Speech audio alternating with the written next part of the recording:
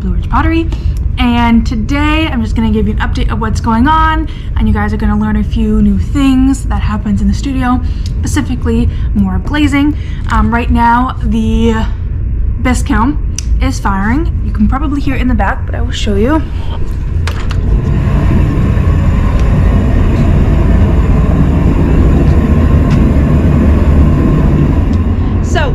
As you see, nothing too crazy going on or fiery red back there because it is a bisque load, and you guys know that that is significantly cooler than glaze firing. So as you can see behind me, there's a ton of bisque ware, and we decided to do a second round of bisque because we are a little short on supplies to make some glazes.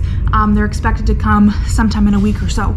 So because of that, we threw in another bisque load, and because there's such a variety of pots right now, and we're in the lull of the season, so the shop isn't emptying as fast as it usually does, we're going to do a green load. And green load can only happen really by itself. And I'm going to insert a little clip, and I'm going to let Alan explain to you why that is, and stay tuned for that real quick. The interesting thing about this green glaze is that it has a huge amount of copper carbonate in it. And I think it's just under, out of 10,000 grams of glaze, I think it's about 9.7%, which is about 970 grams of copper carbonate that's in this particular glaze. And that's what gives us our green. The problem is, in our normal firing, we run a reduction atmosphere. And in that atmosphere, we're pulling oxygen away from the copper carbonate, which is comprised of copper, carbon, and oxygen. And when we remove that oxygen, we get our red colors. And so what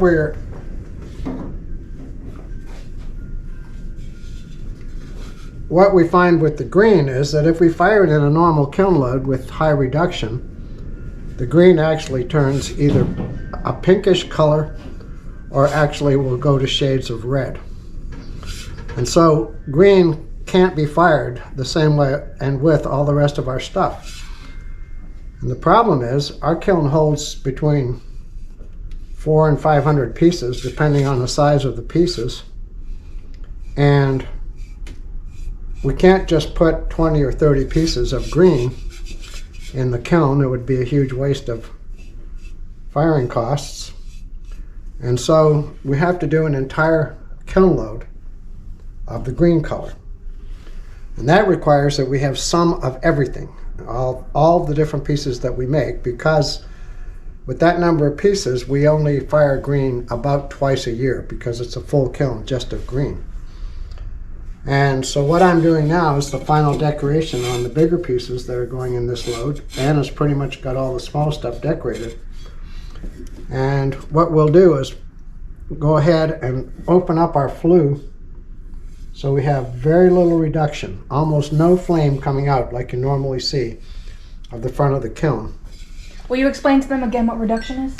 Yeah, reduction is a process where we put more gas into the kiln than we're putting in oxygen to burn it. And what that results in is that that unburned gas is red hot and it's seeking oxygen. It's trying to find oxygen anywhere it can in that kiln so it can burn. It's already up around 2,000 or 1,500 degrees at this point. And what happens is that oxygen, that gas, will find oxygen in the oxides. As I said, this is copper carbonate, which is copper, carbon, and oxygen. And it will literally pull those oxygen molecules off of the copper carbonate. And if we had reduction, this green would turn, as I say, a pink or red color because we would be pulling that oxygen out of it. So in this firing, we have almost zero reduction. There'll still be a little bit, and we decorate according to that, but very little reduction, probably less than 10% of what we normally have. And so that's kind of the story of the green. All right, I hope you enjoyed Alan explaining why we're doing a glaze load, and it's always super exciting because it happens pretty rarely, and I don't even remember the last time I was here for a green glaze load, so it's gonna be great. So now I'm gonna go dip some green stuff right now. I have some pots I need to trim, and I made some vases yesterday, which I'm pretty excited about. So I'll take you along to trim those, and yeah, stay tuned for another day up here in the studio.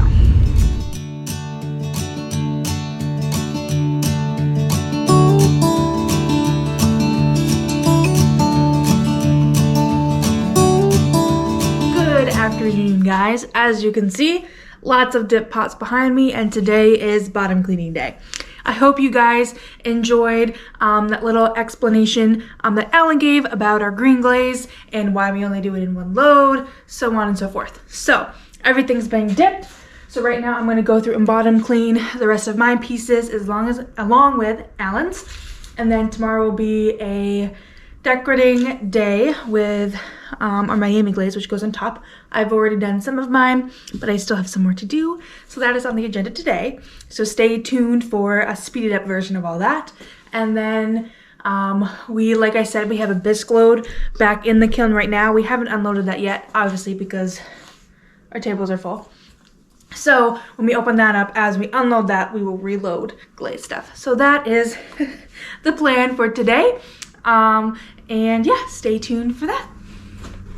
Alright guys, I've been saying bottom cleaning, but I'm going to show you what that entails.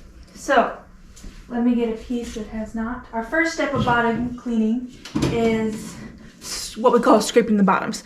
So some potters you probably have seen will like paint a wax on them, like a beeswax, and that's a resistant from the glaze, so as they dip it, nothing will stick to the bottom, and then that wax just burns off in the kiln.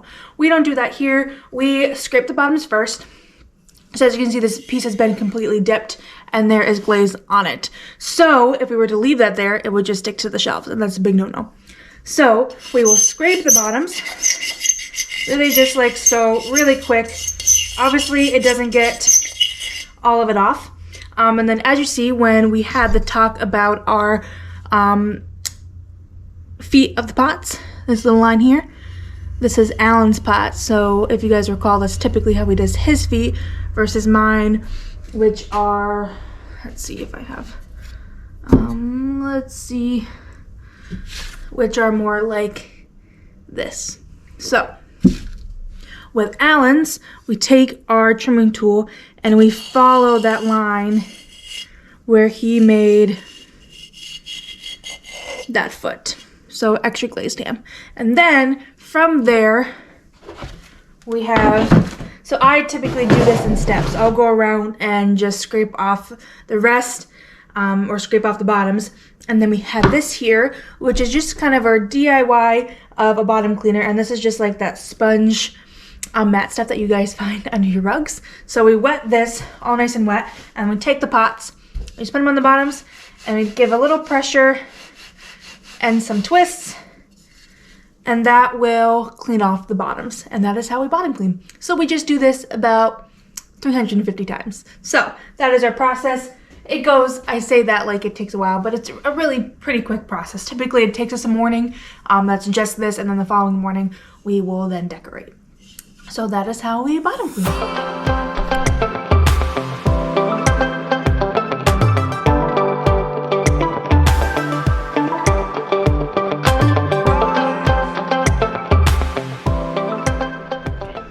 So here's a couple of examples of what I'm doing here and how this is going to come out afterwards. This is a little plate, little dessert plate, and a little casserole dish. And you can see where I've built up the glaze along the edges here. And that glaze is this one over here that we call Miami. And because Miami is part of the formula for our green glaze, these glazes don't react with one another, which is very important. Some of our glazes, one will be an acid and one will be a base, and we get some reaction between the two glazes, and then there'll be some at the top edges here particularly, you can get where the glaze pulls back. But this glaze doesn't do that. As you can see, that top edge is just really nicely glazed. And you can see the little lighter color down here and in here where I have the Miami glaze. And I'm going to go ahead and put the mountain pattern on this one, and you'll be able to see what that looks like. And we'll show you it again when it comes out of the kiln. We'll show you one of these plates. So here's our mountains. And I use as my inspiration for this the three mountains that are behind the shop, High Top and two other sides of High Top that give us those three mountains. And right from the back of our studio, these are the mountains that we see. And it's very important that you put the second color on just right, otherwise the mountains won't look right. They won't look like mountains. And now I'm just doing a thin coating, very thin coating of blue along the edges, which will actually give a little kick down into that Miami and create a really nice effect.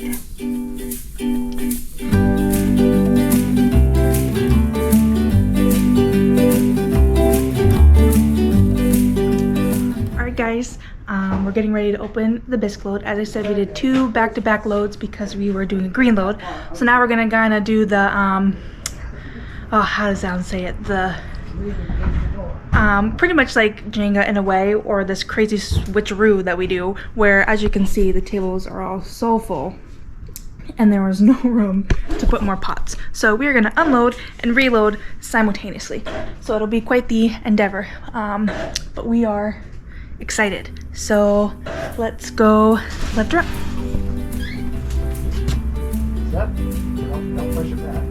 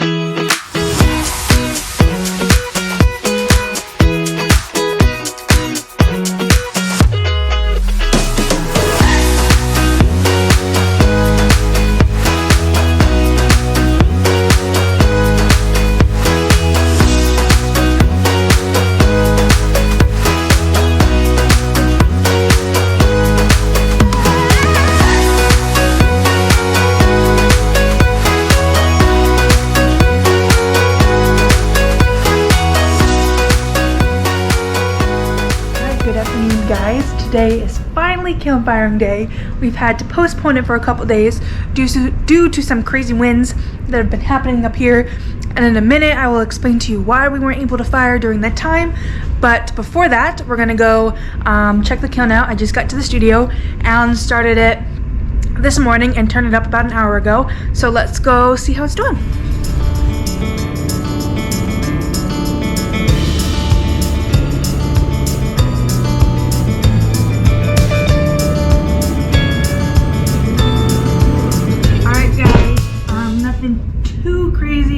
Exciting happening in there at the moment. Still like very at the low stages, so it'll be a long afternoon for firing. I'll keep you updated and stay tuned for the information on why we couldn't fire. Alright guys, I'm back here to tell you why we haven't fired the kiln yet. Has been a few crazy windy days, almost 50-mile-per-hour winds up here, so we weren't able to fire. And the reason for that is the venturi effect. And I'm going to try my best to describe what it is and how it affects your firing, and if I totally butcher it, and then we'll bring Alan in to help me out. So with our chimney, there's only one side that is open. So we've closed off all the sides that, because we're in the mountains and in part of the valley, so we get the wind gusts that come down through the valley and kind of brush right over us. So if here's our chimney, the winds are coming here, this side of our chimney is closed off. And I'm going to insert a video of our chimney right now so you can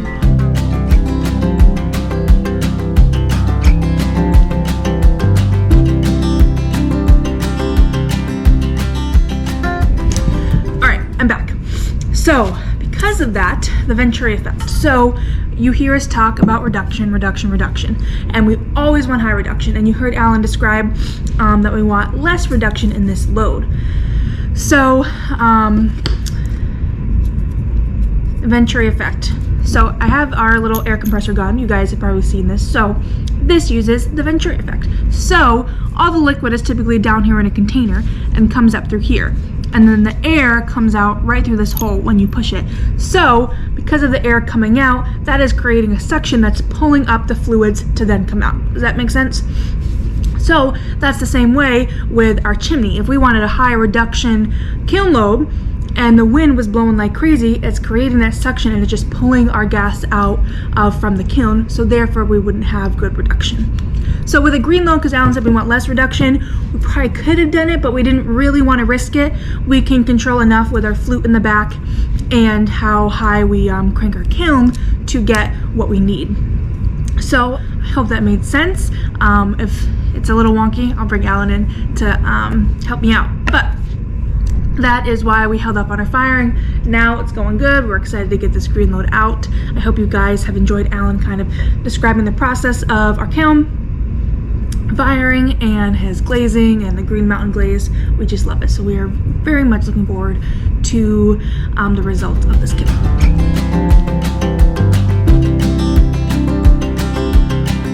Alright guys, we're about to shut the kiln up. It was a good long firing. Because there's less reduction, we don't crank it up as much, so it does take a bit longer for the mountain green to fire, and it is a runnier glaze, so we don't want to take the cone all the way down like we typically do on a reduction kiln. So that being said, it's ready to get shut off, so let's go do that.